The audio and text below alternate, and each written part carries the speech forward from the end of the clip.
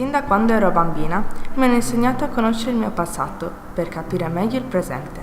Tanti musei, luoghi, esperienze, ma mai come quella di Monteprama. Ho riscoperto le mie origini. Queste statue che ho trovato sia a Cagliari sia nel loro luogo d'origine a Cabras mi trasportano.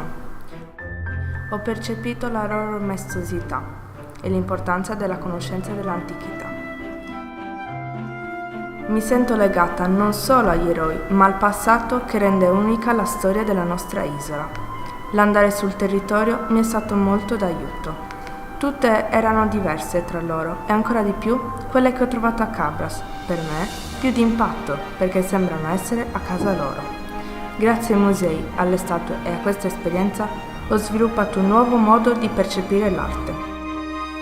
Mi ha proprio aperto gli occhi. Gli eroi mi hanno suscitato tante emozioni nuove che porterò per sempre dentro.